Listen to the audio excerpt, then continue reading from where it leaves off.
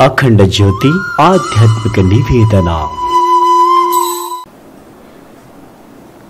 అంతరాయతిమిరోపశాంతయే శాంతపావనమచింత్య వైభవం తం నరం వపుషి కుంజరం ముఖే మన్మహే కిమపి తుందిలం మహః. శరణం కరవాణి శర్మదం తే చరణం వాణి చరాచరోపజీవ్యం కరుణామసృణైః కటాక్షపాతైః కురు మాం అంబకృతార్థసార్థవాహం. శారదా శారదాంభోజవదనా వదనాంబుజే సర్వదా సర్వదాస్మాకం సన్నిధిః సన్నిధిం క్రియాత్. విమలపటీ కమలకుటీ పుస్తకరుద్రాక్ష శస్తహస్తపుటీ కామాక్షి పక్ష్మలాక్షి కలిత విపంచి విభాసి వైరించి వాగర్థావివ సంపృక్తౌ వాగర్థ ప్రతిపత్తయే జగతః పితరౌ వందే పార్వతీ పరమేశ్వరౌ. శృతిస్మృతిపురాణానామాలయం కరుణాలయం నమామి భగవత్పాదశంకరం లోకశంకరం. అజ్ఞానాం జాహ్నవీతీర్థం విద్యాతీర్థం వివేకినాం సర్వేషాం సుఖదం తీర్థం భారతీతీర్థమాశ్రయే. విద్యా వినయ సంపన్నం వీతరాగం వివేకినం వందే వేదాంత తత్వజ్ఞం విధుశేఖర భారతీం. శ్రీ శారదాంబాయై నమః. శ్రీ చంద్రమౌళీశ్వరాయ నమః. శ్రీమజ్జగద్గురుభ్యో నమః. జగద్గురువులు ఆదిశంకర భగవత్పాదుల వారి యొక్క జయంతి ఉత్సవాల్లో భాగంగా ఈ రోజు నుంచి 2 రోజుల పాటు ఆదిశంకరులు దర్శించిన హరిహరమూర్తి అనే అంశాన్ని గురించి చెప్పుకోబోతున్నాం. ఈ శంకర విజయోత్సవాలని అనేక సంవత్సరాల నుంచి నిర్వహిస్తున్నారు బంగారే శర్మ గారు. ఆదిశంకర జయంతి ఉత్సవాలని అత్యంత వైభవంగా సుమారు 25 ఏళ్లుగా నిర్వహిస్తున్నారు. వారిని ఈ సమయంలో అభినందిస్తూ దీనిలో అనేక మంది పండితులు వచ్చి వివిధ విషయములు శంకరులు ఇచ్చిన జ్ఞానం గురించి ప్రవచించడమే కాకుండా సనాతన ధర్మ ఉద్ధరణ కోసం అనేక కర్తువులు కూడా చేస్తున్నారు. ఇది అభినందించదగ్గ విషయం. ఇప్పుడు ఈ రెండింటి గురించి చెప్పుకునే అవకాశం లభించింది. ఆదిశంకరులు దర్శించిన హరిహరమూర్తి అంటే ఆదిశంకరులు హరిహరులను కలిపి ఎలా దర్శించారని నేను చెప్పబోతున్న అంశం. అయితే అద్వైతం అనగానే చాలామంది అనుకుంటారు హరిహరుల మధ్య భేదం లేదు అనేది మాత్రమే అద్వైతం అనుకుంటారు. కానీ అద్వైతం అంటే బ్రహ్మము తప్ప మరొకటి లేదు అని చెప్పడం అద్వైతం యొక్క సిద్ధాంతం. అయితే బ్రహ్మము కానీ జీవుడు జగత్తు ఉన్నట్టుగా కనబడుతోంది అంటే అది అజ్ఞాన ప్రకల్పితం గనక అవిద్య వల్ల కనబడుతున్న భేదం సత్యం ఎలా అవుతుంది? అందుకు విద్యతో ఈ భేదం పరిహరింపబడుతోంది కనుక ఉన్నది బ్రహ్మమే అని ప్రతిపాదన చేశారు. అయితే వ్యవహారంలో ఉపాధి తాదాప్యం ఉన్నంత కాలం జీవుడు ఈశ్వరుడు భేదం ఉంటుంది. అక్కడ ఈశ్వరుడు మాయోపాధి, జీవుడు అవిద్యోపాధితో ఉంటారు కనుక ఆ భేదాన్ని తొలగించుకునేది విచారణ ద్వారా. ఆ విచారణ కూడా సద్గురువుని ఆశ్రయించి ఉపనిషద్వాక్యములను విచారణ చేయాలి. అయితే దీనికి అందరికీ కూడా సాధ్యం కాదు, అర్హత కూడా రాదు. తత్పూర్వం చేయవలసింది ఆదిశంకర భగవత్పాదుల వారే చెప్పినట్లుగా వేదో నిత్యమధీయతాం తదుదితం కర్మస్వనుష్ఠీయతాం తేనేసస్య విధీయతాం. ఈ 3 వాక్యములు చెప్పుకుంటే గీతాసారం మనకు అర్థమవుతుంది. మనవైన సనాతన ధర్మ గ్రంథాలను అధ్యయనం చేయాలి, అందులో చెప్పిన సత్కర్మలు ఆచరించాలి, అది ఈశ్వరార్పణ బుద్ధితో ఆచరించాలి. ఈ 3 చేయడమే ప్రధానమైనటువంటి సాధన. ఆ 3 కూడా తత్వార్థి చేసినప్పుడు 2 విధములు ఉంటాయి, కామార్థి తత్వార్థి అని. లౌకికమైన కోరికలు ఉన్నటువంటి వారు ఎలాగూ శాస్త్రం చెప్పిన సత్కర్మలే చేయాలి, దాని ద్వారా అభిష్టాలు పొందాలి. 100కి 99% అలాగే ఉంటారు. ముక్తి కావాలనే ముముక్షు మాత్రం ఏం చేస్తారంటే ఈ కర్మల్ని విడిచిపెట్టడు, ఇవి నిష్కామంగా భగవదర్పణ బుద్ధితో చేస్తాడు, తత్వదృష్టితో చేస్తాడు. అప్పుడు తత్వ విచారణ చేస్తూనే ఈ సత్కర్మలు చేసినప్పుడు అది నిష్కామ కర్మ అవుతుంది. అహంకారము ఫలత్యాగము, అహంకార రాహిత్యము ఫలత్యాగము 2 సిద్ధిస్తాయి. ఇప్పుడు వీటిని దృష్టిలో పెట్టుకుని సాధన చేయాలి. అందుకే సాధన దశలో కర్మని ఉపాసనను కూడా అంగీకరిస్తారు. ఎందుకంటే వేద ధర్మాన్ని ప్రతిష్ఠ చేయడానికి వచ్చారు ఆదిశంకర భగవత్పాదుల వారు. కేవలం అద్వైత మతాన్ని స్థాపించడం మాత్రమే కాదు, అద్వైతం పరమగమ్యంగా చెప్పారు. కానీ సాధనకు కావలసినటువంటి కర్మ ఉపాసన వీటన్నిటి కూడా సుష్ఠుపరిచారు ఆదిశంకరులు. అందుకే ఉపాసనాపరమైనటువంటి అంశములని కర్మపరమైన అంశములను కూడా బోధన చేశారు. తాను పరిత్యాగి అయినప్పటికీ కూడా సన్యాసాశ్రమంలో ఉన్నప్పటికీ కూడా సాధకులను ఉద్దేశించి అనేక విషయములు తెలియజేశారు. ఉపాసన అనేది కూడా రెండు రకాలుగా ఉంటుంది. అది కర్మాంగంగా ఒకటి, జ్ఞాన సహకారిగా ఒకటి. జ్ఞానంలో ఏ బ్రహ్మమును మనం తెలుసుకుంటున్నామో ఆ బ్రహ్మమనే సగుణ బ్రహ్మముగా ఉపాసనలో మనం స్వీకరిస్తాం. బ్రహ్మం ఎప్పుడు ఒకటే, రెండు కాదు కదా. అందుకే ఏకం అద్వితీయం బ్రహ్మ అన్నారు. ఆ బ్రహ్మము ఉపాసనా కార్యార్థం బ్రహ్మణో రూపకల్పన అని ప్రసిద్ధి చెందిన వాక్యం ఉన్నది. అప్పుడు సగుణ బ్రహ్మముగా ఉపాసన చేసినప్పుడు ఒక రూపము, ఒక నామము, ఒక అర్చా విధానం ఏర్పడుతుంది. ఇది సాధకుడికి ఉపకరించడానికి పెద్దలు ఏర్పరిచిన పద్ధతి. అయినప్పటికీ దీని భేదవాదం కింద తీసుకుంటారు కలి ప్రభావం చేత. బ్రహ్మమును సగుణ బ్రహ్మకు ఉపాసించేటప్పుడు విష్ణువుగా ఉపాసించడం కొందరు, శివునిగా ఉపాసించడం కొందరు. ఇది రెండు ప్రసిద్ధిగా మనకు తెలుసు. ఇది కాకుండా శక్తి ఉపాసన ఉన్నది, గణపతి ఉపాసన ఉన్నది, సుబ్రహ్మణ్య ఆరాధన కూడా ఉన్నది. ఇవన్నీ కలిపితే మనం షణ్మతాలు అని అంటూ ఉంటాం, సూర్యారాధనతో కూడా కలుపుకుని. అయితే ఈ షణ్మతములు కూడా ఒకే బ్రహ్మమును సంబంధించిన అంశము అనే విషయం ఉపనిషత్ సంస్కారం ఉన్న వాళ్ళకి తెలుస్తుంది. ఎందుకంటే సగుణ బ్రహ్మముగా ఉపాసిస్తున్నామంటే ఆ బ్రహ్మమును ఈ రూపంతో చూపిస్తున్నాం.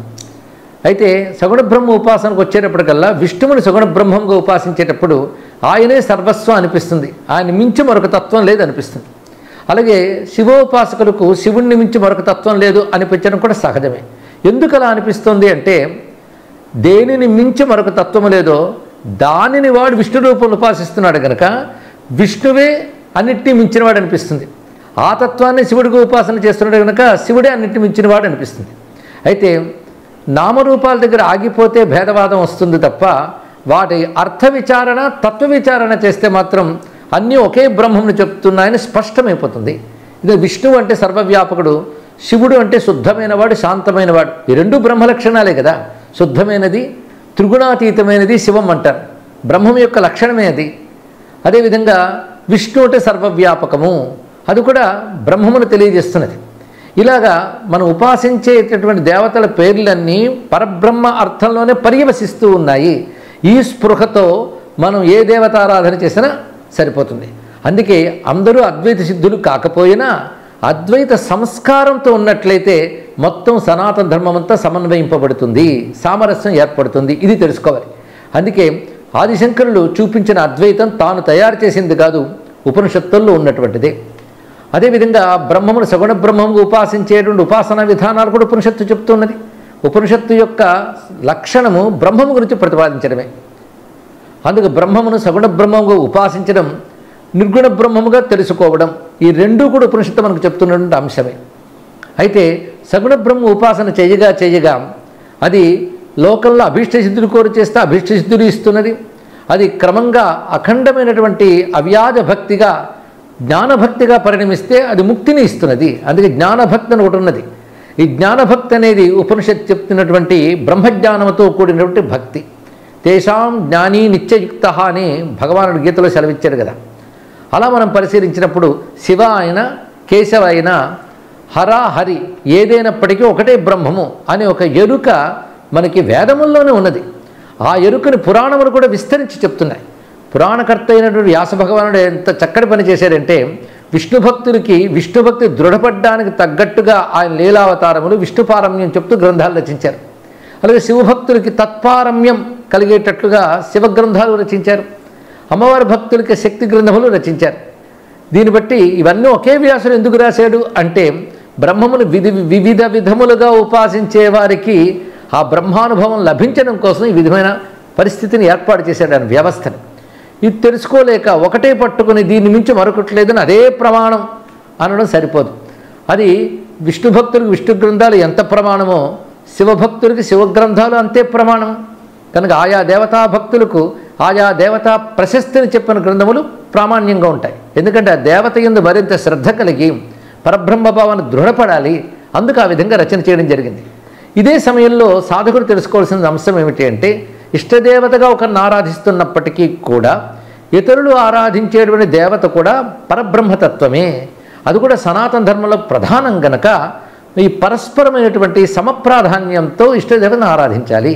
ఈ సిద్ధాంతం ఆదిశంకరులు కొత్తగా తయారు చేయలేదు. ఇది ముందు తెలుసుకోవాలి. ఇది వేదానికి సంబంధించిన అంశం. ఎందుకంటే ఆదిశంకరులకు పూర్వమే పురాణాదుల యందు వ్యాసుల వారు దీన్ని ప్రపంచీకరించి చూపించారు.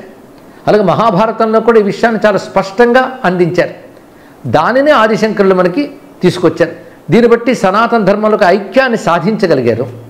ఈ స్ఫూర్తి ఎప్పటికప్పుడు ధర్మ వైక్లభ్యం ఏర్పడినప్పుడు, అంటే ధర్మంలో ఒక వికృత పరిస్థితి గ్లాని ఏర్పడినప్పుడు అనేక మంది మహాత్ములు మంచి సంస్కారంతో చిత్తశుద్ధి ఇదే పని చేశారు. మనం పరిశీలిస్తే శంకరుల తర్వాత కూడా అప్పుడప్పుడు కలి ప్రభావం చేత విభేదాలు ఏర్పడినప్పుడు ఒకరు విజృంభించి ఇంకొకరి మీద ఈ వాగ్రూపంలోనో మరొక రూపంలోనో దాడి చేసినప్పుడు ఎవరో మహానుభావులు వచ్చి మళ్ళీ సమన్వయించడం కనబడుతుంటుంది. అలాంటి వారిలో అప్పయ్య దీక్షితుల వారిని ఒకటి చెప్పుకోవాలి. ఆ తర్వాత మన తెలుగు వరకు మనం పరిశీలించినట్లయితే మహానుభావులు అందరూ కనబడతారు. తిక్కన సోమయాజి గారు, అలాగే తెలుగులో గొప్ప కావ్యములు రచించినటువంటి పోతన గారు విష్ణుభక్తి పెళ్ళుబుకేలా భాగవతం రచించినప్పటికీ కూడా చేతులారంగ శివుని పూజింపడేని నోరు నవ్వంగా హరికీర్తి నుడివడేని అనే ప్రతిపాదన చేస్తూ వచ్చారు. అంతేకాదు కృష్ణవర్ణన చేసినప్పుడు శివునికి తనకు భేదము లేదని చెప్తున్నట్లుగా బాలకృష్ణుడు ఎలా విహరిస్తున్నాడో ఒక అందమైన పద్యంలో కూడా తెలియజేశారు. అంటే సంస్కారవంతులైన వారు, నిజమైన ఆధ్యాత్మిక వాదులు ఇటువంటి సామరస్యాన్ని మనకు తెలియజేస్తున్నారు, అభేద భావాన్ని ప్రతిపాదిస్తున్నారు. అందుకే అభేద దర్శనం జ్ఞానం అనే మాట ఉన్నది. ఈ అభేద దర్శనం అనేది జీవేశ్వర అభేద దర్శనం అనే అర్థంలో చెప్పినప్పటికీ కూడాను అద్వైతం జీవేశ్వర భేదం లేదని ప్రతిపాదిస్తున్నప్పటికీ హరిహరుల మధ్య కూడా భేదం లేదనేది అద్వైతం లక్షణం అయిపోయింది. అందుకే హరిహరుల మధ్య భేదం లేదనగానే అద్వైతం అనే మాట వచ్చేస్తుంది. హరిహరుల మధ్య భేదం లేకపోవడం అనేది ద్వైతంలో మనం సాధన చేస్తున్నప్పుడు కూడా ఈ అద్వైత దృష్టి ఉంటే చాలా బాగుంటుంది. గొప్ప మాట ఏంటి తెలుసుకోవాలంటే, ఎవడు నిజమైన వైష్ణవుడు అంటే శివుడిలో కూడా విష్ణువును చూడగలిగితే వాడు వైష్ణవుడు, విష్ణువులో కూడా శివుడిని చూడగలిగితే వాడు శైవుడు. ఎందుకంటే శివ విష్ణు ఇత్యాది శబ్దముల అర్థములు మనం విచారణ చేయగలిగితే అది ఒకే పరతత్వం పర్యవసిస్తున్నాయి కదా, స్పష్టంగా కనబడుతున్నది ఇక్కడ. అందుకే ఈ హరిహర అభేద తత్వం అనేటువంటిది అనేక మంది మహాత్ములు ప్రతిపాదన చేశారు. ఇప్పుడు కొత్తగా చెప్తున్న విషయం ఏం కాదు. అవి ఎప్పటికప్పుడు సమాజంలో సనాతన ధర్మానికి చెందిన వారు మననం చేసుకుంటూ ఉంటే ఒక సమైక్య భావన, సామరస్య భావన, సమన్వయ దృష్టి ఏర్పడుతూ ఉంటుంది. అవన్నీ మనం పోగు చేస్తే కొన్ని రోజుల పాటు హరిహర అభేదం గురించి చెప్పవచ్చు. పెద్దవాళ్ళందరూ రచించినటువంటి మహా గ్రంథాలు ఉన్నాయి.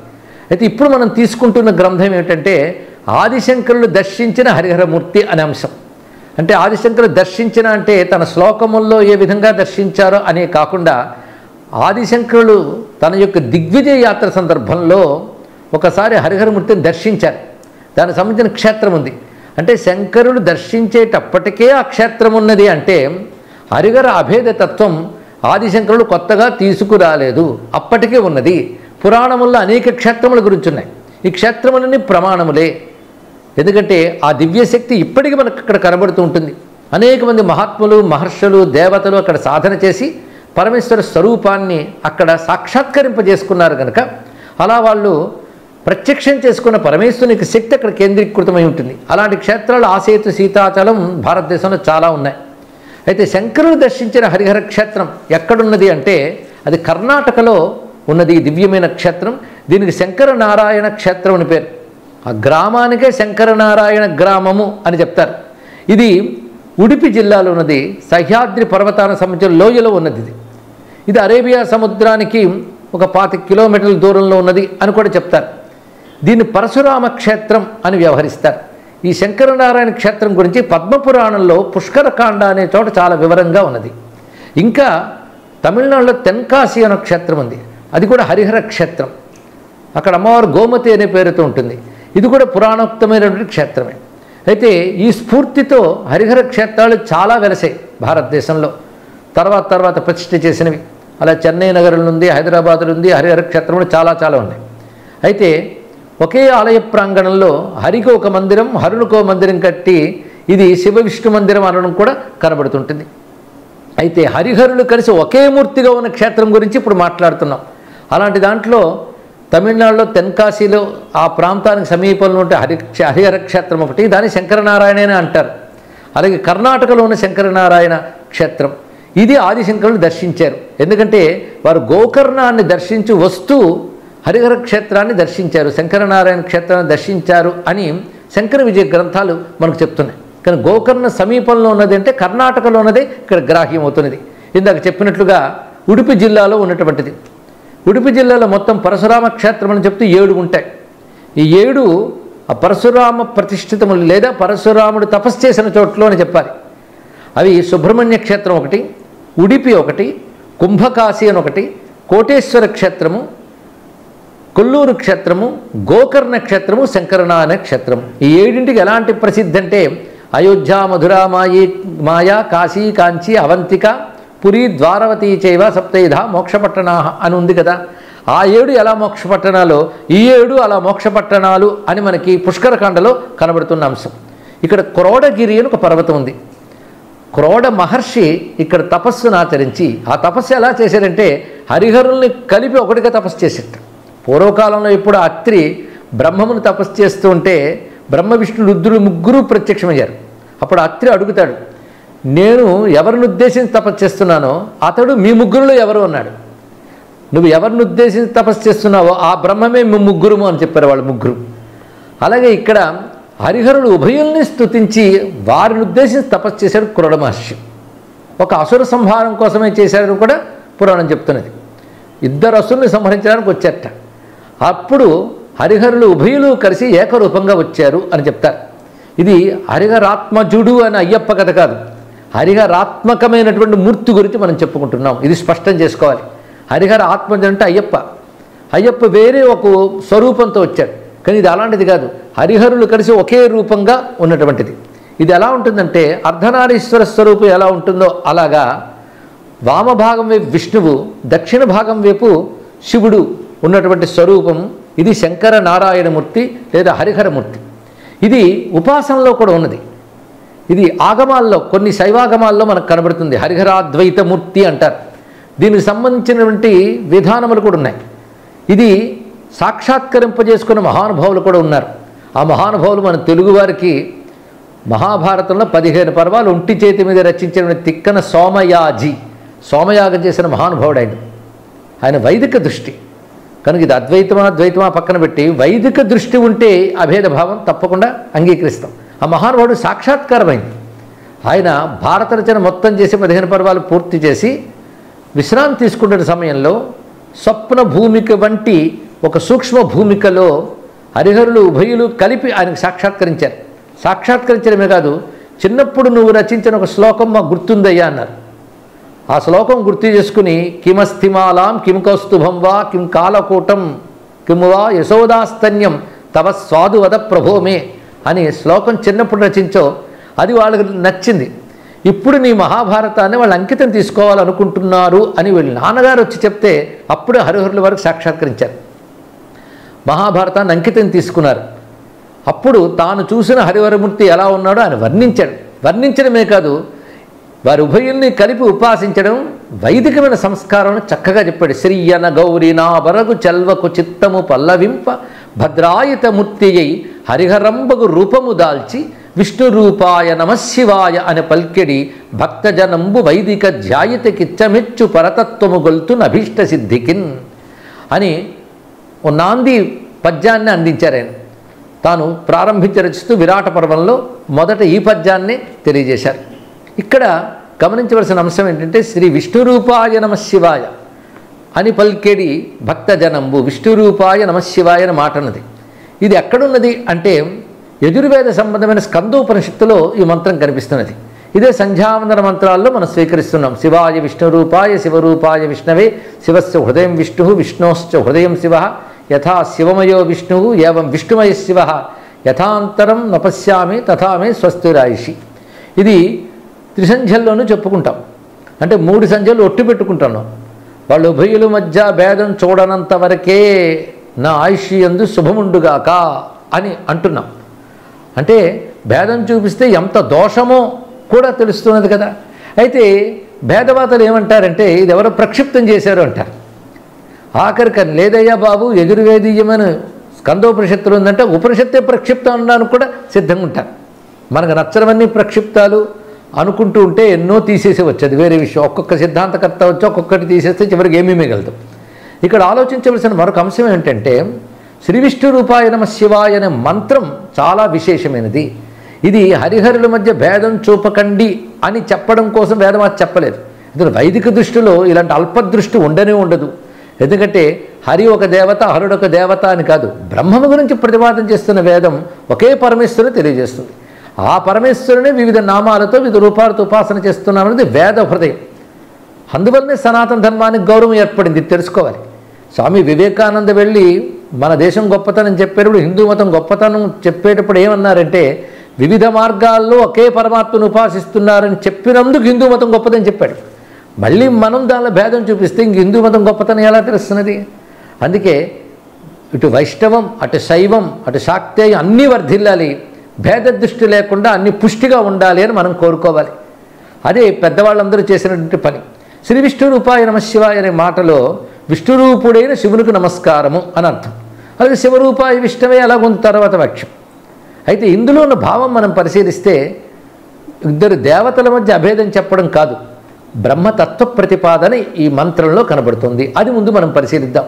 ఈ ఆదిశంకరుల జయంతి ఉత్సవాల్లో భాగంగా అటువంటి జ్ఞాన దృష్టితోనే మనం పరిశీలించాలి. శివ విష్ణు ఈ రెండు శబ్దములు మనం చేస్తే, శివశబ్దం ఎక్కడ వాడాలో పెద్దవాళ్ళు చెప్తారు. నిస్త్రయగుణ్యే శివ అన్నారు. త్రిగుణాతీతమైన ఒక స్థితి ఉన్నది. ఆ త్రిగుణాతీతమైన శుద్ధ బ్రహ్మతత్వం పేరు శివ అన్నారు. శివం అంటే నిర్మలమైనది, శాంతమైనది, మంగళమైనది, క్షేమమైనది, మోక్షం. శివ క్షేమేచ మోక్షేచ అని కూడా నిఘంటువు మనకు చెప్తున్నటువంటి మాటే. కనుక క్షేమము, మోక్షము, శుద్ధము, శాంతం అంటే ఎవరికి ఇష్టం ఉండదండి. అందుకే శివ అనేది శుద్ధ బ్రహ్మము యొక్క తత్వం. అది ఎక్కడున్నది అంటే ఎక్కడ లేదని ప్రశ్న వేస్తుంది. అది సర్వత్రా వ్యాపకమై ఉన్నది. కానీ ఏది శివమో అది వ్యాపకమై ఉన్నది, ఏది వ్యాపకమై ఉన్నదో అది శివము అని చెప్పడం కోసం వ్యాపకమైన దాన్ని విష్ణు అంటారు కదా. కనుక శివమే విష్ణువైంది, వ్యాపించింది. ఏది విష్ణువుగా ఉందో అదే శివము అని చెప్పడంలో సర్వవ్యాపకమైన బ్రహ్మతత్వ ప్రతిపాదనే శివాయ విష్ణు రూపాయ. ఇది ఒక గొప్ప వాక్యం. ఈ భావంతో మంత్రం చేసినట్లయితే అది పెద్ద ఉపాసన కూడా అవుతుంది. వారికి సగుణంగా హరిహరులు ఉభయుల అనుగ్రహం లభించడమే కాకుండా బ్రహ్మతత్వం తెలుస్తుంది. అది శ్రీ విష్ణు రూపాయ నమశివాయ అని పల్కెడి వైదిక ధ్యాయతకిచ్చమెచ్చు పరతత్వము గొల్తు నభీష్ట సిద్ధికిన్. ఇది తత్వదృష్టి. అందుకే దేవతా దృష్టి ఆరాధన అవుతుంది, తత్వదృష్టి ఉపాసన అవుతుంది. అందుకే దేవతా దృష్టితో దేవతలను ఆరాధించి ఫలితాలు పొందే వాళ్ళు అందరూ ఉంటారు. వీళ్ళని సగుణ బ్రహ్మ ఉపాసకులు అనరు. సగుణ బ్రహ్మ ఉపాసకులు వేరు, దేవతారాధకులు వేరు. సగుణ బ్రహ్మముగా ఉపాసించగలిగిన దేవతలు ఎవరు అంటే శివుడు, విష్ణువు, శక్తి, గణపతి, సూర్యుడు, సుబ్రహ్మణ్యుడు అని షణ్మతములుగా తెలియజేశారు. మిగిలినటువంటి ఇంద్రాది దేవతల ఆరాధన కూడా ఒక విధంగా భగవదారాధనయే. అవి అనేక ఫలితాలను ఇస్తే వాళ్ళని ఆరాధించాలి కూడా అన్నారు శంకరులు. భాష్య గ్రంథాల్లోనే ఒక చోట చెప్తారు, మనం ఎందుకు దేవతలను ఆరాధించాలి అంటే మనుష్యుల్లోనే మనకంటే అధికుణ్ణి మనం ఆశ్రయిస్తున్నాం కదా అని చెప్పాడు. బలహీనుడు బలవంతుడి సాయం తీసుకుని నడుస్తాడు, ధనహీనుడు ధనవంతుడి సాయం పొందుతాడు. అలాగే మనకంటే గొప్పవారిని దేవతల యొక్క అనుగ్రహం కూడా మనం పొందాలి అని తెలియజేశారు ఇక్కడ. ఇది దేవతా దృష్టితో ఆరాధన చేసేటప్పుడు. కనుక ఉపాస్య దేవతలు వేరు, విశ్వాన్ని నిర్వహించే పరమేశ్వరుని శక్తి స్వరూపాలైన దేవతలు వేరు. ఉపాస్య దేవతలు అంటే సగుణ బ్రహ్మము అని అర్థం ఇక్కడ. అలా హరిహరుల అభేదమూర్తి అనేది ఒక ఉపాసనా పద్ధతిలోనే మనకు కనబడుతుంది. ఒకే దాని యందు రెండు చూడడం. దీనికి సంబంధించి కొన్ని పురాణములు, కొన్ని ఆగమ ప్రమాణాలు చాలా ఉన్నాయి. అవి ప్రధానంగా పరమేశ్వరుడిలో ఒక భాగం, వామభాగం అంతా విష్ణుతత్వము అని చెప్తున్నారు. అంటే అర్ధనారీశ్వర తత్వంలో వామభాగంలో ఎవరున్నారు? అమ్మవారు ఉంటారు, కుడివైపు అయ్యవారు ఉంటారు. ఇదే కదా అర్ధనారీశ్వర తత్వం. అయితే అమ్మవారు ఎవరు అంటే యా ఉమా సా స్వయం విష్ణు అని యజుర్వేదీయమే రుద్రహృదయోపనిషత్తు మనకు చెప్తున్నది. ఉమాదేవి ఎవరంటే విష్ణు స్వరూపమే. ఇది ఉపాసన రహస్యం తెలిస్తే తెలుస్తుంది. పైపైన స్థూలంగా చూసే వాళ్ళకి ఇది అర్థమయ్యే అంశం కాదు, లోతుగా ఆలోచిస్తే గమనించవచ్చు.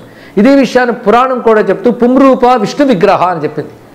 అమ్మవారు పురుష రూపం ధరిస్తే విష్ణువు, అందుకే వారిద్దరికి సోదర సంబంధం చెప్పడానికి అది కారణం. అయితే శివుల్లోనే ఆ రూపాన్ని పెట్టడంలో ఉద్దేశం ఏంటంటే వాళ్ళు రెండు కారు, ఒకటి రెండుగా కనబడుతుంది అని చెప్పడం. కానీ అర్ధనారీశ్వరతత్వం ఏదంటున్నామో హరిహరతత్వం కూడా అదే అనుకోవచ్చు. హరిహరాత్మక జగత్తు ఒక మాట కూడా ఉన్నది. హరిహరాత్మక జగత్తు అన్నప్పుడు ఉపాసన పరంగా చూస్తే జల లక్షణం, చల్లని లక్షణం అంతా విష్ణుతత్వం జల లక్షణంగా చెప్తారు, శివతత్వం అగ్ని లక్షణంగా చెప్తారు. ఈ అగ్నిశోమాత్మక తత్వమే ఈ హరిహర మూర్తిలో కూడా గోచరిస్తున్నది అని ఒక మర్మం కనబడుతుంది. ఇలా మనం భావన చేస్తే ఇది శాస్త్రీయమైన భావనే. ఇలా హరిహరుల్ని కలిపిన ఒక మూర్తిని దర్శించి ఆరాధన చేసేటప్పుడు ఆదిశంకరులు ఏ విధంగా ఆ క్షేత్రానికి వెళ్ళారు అని విద్యారణ్యుల వారు శంకర విజయంలో వర్ణిస్తున్నారు. ఆ క్షేత్రానికి వెళ్ళి ఆదిశంకరులు హరిహరమూర్తిని స్తుతించారు అని విద్యారణ్యుల వారు శ్లోకాలు రాశారు. అంటే ఈ శ్లోకాలు శంకరులు రచించారా అనంటే రచించారని చెప్పలేం. విద్యారణ్యుల వారు శంకరులు ఇలా స్తుతించారు అని ఆయన స్తుతి చేశారు. అయితే విద్యారణ్యులు శంకరులు ఇలా స్తుతించారని చెప్పారు కనుక ఇది శంకర కృతం అనుకుంటే తప్పు లేదు. ఎందుకంటే విద్యారణ్యులు కూడా శృంగేరి పరంపరలో వచ్చినటువంటి 12వ పీఠాధీశ్వరులు కదా, వారు శంకరులే, కానీ శంకరకృతమే అది కూడా. ఇంకా మాట్లాడితే 32 ఏళ్ళు వచ్చి అద్భుతమైన కార్యక్రమాలు సాధించి అవతార ప్రయోజనం నెరవేర్చుకుని పరంధామానికి చేరుకున్నటువంటి ఆదిశంకరులు ఈ యుగంలో 32 ఏళ్ళు సరిపోవని 120 ఏళ్ళు ఉంటూ సనాతనను ఉద్ధరించారు. ఆయన విద్యారణ్యులు అని తెలుసుకోవాలి ఇక్కడ. అందుకే విద్యారణ్య స్వామి వారు ఈ 10 శ్లోకాలు రచించారు అనుకున్నా, ఆదిశంకరులు రచించారని విద్యారణ్యుల వారు రచించారన్నా పర్వాలేదు. ఏదేమైనప్పటికి కూడా ప్రతివారు అనుసంధానం చేసుకోవాల్సినటువంటి గొప్ప శ్లోకములు ఇవి. అంటే హరిహరులు ఉభయుల్ని కూడా ఈ శ్లోకాలతో మనం నమస్కరించుకోవచ్చు, స్తోత్రం చేసుకోవచ్చు. అలాంటి ఈ శ్లోకాల్లో అద్భుతమైన కవితా రీతిని చూపించారు. వ్యంగ్య వైభవం, ధ్వని వైభవం, ఏవైతే కవితా లక్షణాల అలంకారికులు చెప్తూ ఉంటారో అవన్నీ ఇందులో ఉన్నాయి. ఆ మాటకొస్తే విద్యారణ్య విరచిత శంకర విజయం గురుముఖత కావ్యపాఠంలో చెప్పించుకోవాలండి. పంచకావ్యాలు ఎలా చెప్పుకుంటారో ఈ 15 సర్గల శంకర విజయాన్ని కూడా ఆ విధంగా చెప్పుకుంటే గొప్ప కవి పండితుడు అయిపోతాడు అతడు, అందులో సందేహం లేదు. అద్భుతమైన వృత్తాలు రచించారు. వాటిల్లో శబ్దాలంకారాలు, అర్థాలంకారాలు, ఒకవైపు గంభీరమైన తత్వార్థాలు, ఒకటేమిటి ఒక మహాకావ్యం అది. అందుకే అందులో ఒక్కొక్క అంశం తీసుకుని చెప్పుకున్నా మధురంగా ఉంటుంది. ఒకప్పుడు ఇవన్నీ కలిపి చెప్పుకోవడం కూడా జరిగింది జగద్గురుల అనుగ్రహంతో. ఇప్పుడు ఈ భాగం తీసుకుంటున్నాం. ఈ భాగంలో ఈ కవితా వైభవం విద్యారణ్యుల వారిది అనుకున్నా మనకు శిరోధార్యమే, అందులో సందేహం లేదు. ఇందులో ప్రత్యేకత ఏంటంటే 10 శ్లోకాలు ఉన్నాయి. ఈ 10 శ్లోకాలు దశావతారాలను వర్ణిస్తాయి. ఒక్కొక్క శ్లోకం ఒక్కొక్క అవతారం. ఆ ఒక్క శ్లోకంలోనే ఒక అర్థం విష్ణుపరమైన అవతారార్థం చెప్తే రెండవ అర్థం శివుని పరంగా చెప్తుంది. ఒకే శ్లోకంలో 2 అర్థాలు ఉన్నాయి. మరి ఒకే మూర్తులు ఇద్దరు ఉన్నప్పుడు ఒకే శ్లోకంలో వాళ్ళు ఇద్దరు ఉండరా? అది చమత్కారం అనమాట. కానీ ఈ శ్లోకాలు 10వ దగ్గర పెడితే ఇదొక హరిహరమూర్తిగా కనబడుతుంది.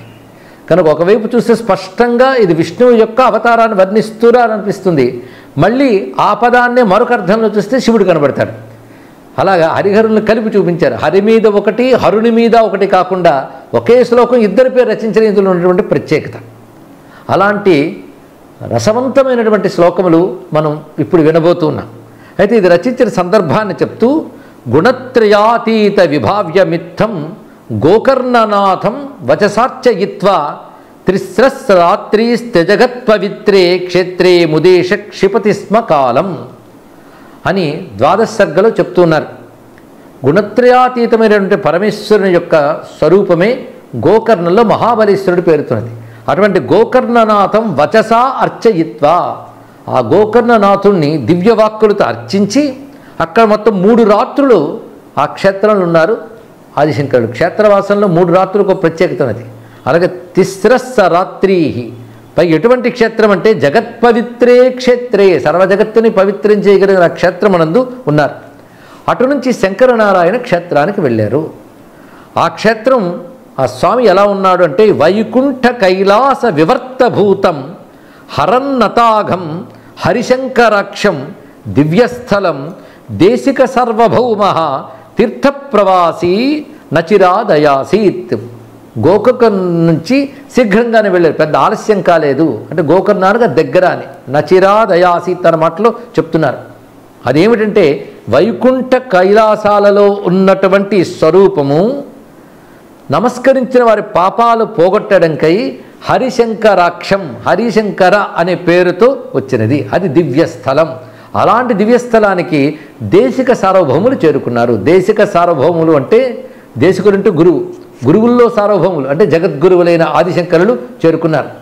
ఆ చేరుకుని స్తుతించేట. ఎందుకు స్తుతించారంటే భ్రమాపనోదాయ భిదావదానాం, ఒకటే మాట, భేదవాదులకు ఉన్నటువంటి భ్రమను తొలగించడానికై అని స్పష్టంగా చెప్పారు ఇక్కడ. భ్రమాపనోదాయ భిదావదానం అద్వైతముద్రామిహ దర్శయంతే ఆరాధ్య దేవౌ హరిశంకరౌ సద్వ్యర్థాభిరిత్యర్చయతి స్మ వాగ్భిః ద్వ్యర్థాభిః ఇది అర్చయతి స్మ వాగ్భిః. ఆరాధ్య దేవౌ హరిశంకరౌ, ఆరాధ్య దేవులైనటువంటి హరిశంకులను ద్వ్యర్థాభిః అంటే ద్వ్యర్థ అంటే రెండు అర్థములు కలిగినట్లుగా ద్వ్యర్థాభిరిత్యర్చయతి వాగ్భిః. ద్వ్యర్థి కావ్యములను కొన్ని ఉన్నాయి, అది మన తెలుగులో కూడా అద్భుతంగా వచ్చాయి. రాఘవ పాండవీయం మొదలైన గ్రంథాలు ఉన్నాయి. అలాగే సంస్కృతంలో కూడాను కొన్ని గ్రంథములు ఉన్నాయి. వాటిలో విశేషం ఏంటంటే ఒకవైపు కృష్ణార్థం మరొక రామార్థం వచ్చినట్లు రచించిన గ్రంథాలు కూడా ఉన్నాయి. ఇది అద్భుతమైన పాండిత్య ప్రకర్ష కవిత్వం ఉన్నవారు ఆ పని చేయగలరు. ఇప్పుడు ఈ 10 శ్లోకాల్లో ద్వ్యర్థాభిరిత్యర్చయతి స్మ వాగ్భిః అని అద్భుతంగా చెప్పారు. ఆ ద్వ్యర్థి అయినటువంటి శ్లోకాలు మనం తెలుసుకోబోతున్నాం. ఇందులో ఇంద్రవజ్ర ఉపజాతి ఇత్యాది వృత్తముల్ని వినియోగిస్తూ అద్భుతంగా 10 శ్లోకాలు రచించారు. ఈ 10 శ్లోకాలు నిత్యము మనం పారాయణ కూడా చేసుకోవచ్చు. నిత్యం కాకపోయినా అప్పుడప్పుడైనా చదువుకోవచ్చు. అప్పుడప్పుడు చదువుకోకపోయినా ఇప్పుడు జాగ్రత్తగా విన్నప్పటికీ కూడా హరిహరుల్ని మనం స్మరించుకోవచ్చు. కానీ శ్రద్ధగా ఈ శ్లోకాలను అనుసంధానం చేసుకుందాం. వంద్యం మహాసోమ కళా విలాసం గామాదరేణా కలయన్ అనాదిం మైనం మహః కించన దివ్యమంగీకుర్వన్ విభుర్మే కుశలాని కుర్యాత్. విభుర్మే కుశలాని కుర్యాత్. ఆ విభుడు అంటే ఆ భగవంతుడు మనకి ఎల్లవేళలా శుభములను ఇచ్చుగాక, కుశలములను ప్రసాదించుగాక అని ఇందులో ఉన్నటువంటి ఆకాంక్ష. ఇక వర్ణిస్తున్నది మత్స్యావతారం. మత్స్యావతారం ఏంటంటే మహాసోమ కళా విలాసం గాం ఆదరేణా కలయన్ అన్నారు ఇక్కడ. మహాసోమకళా విలాసం, మహాసోమకళా విలాసం పదం ఇది తెలుసుకోవాలి. మత్స్యావతారం అని అందరికీ సోమకాసుడు గుర్తొస్తాడు. ఈ సోమకుడు వేదాలను అపహరించి తీసుకెళ్ళిపోయాడు. అలాంటి సోమకాసురుణ్ణి లయం చేసి అంటే నశింపజేసినటువంటి విలాసం కలవాడు సోమక లా విలాసం. ఇక్కడ లా అనే మాటకి లాతి గృహ్ణాతి లయం కరోతి అని కూడా అర్థం చెప్పుకోవచ్చు. అందుకే వేదాపహారకస్య అసురస్య లావి నాశక, ఆ నాశకమనే విలాస అన్నారు. ఇక్కడ క్రీడలా చేశాడు. సోమకాసురుణ్ణి సంహరించి గాం ఆదరేణ ఆకలయన్ మంచి భావంతో చూపించారు. ఇక్కడే ఆ శంకరుడు యొక్క ప్రతిభకు నమస్కారం చేసుకోవాలండి. కవిత్వం అంటే శంకరుడిదే. మళ్ళీ విద్యారుల వారు అద్భుతమైన కవిత్వం అని చెప్పుకున్నాం కదా. గాం ఆదరేణ ఆకలయన్. గాం అనే మాటకు అనేక అర్థములు ఉన్నాయి.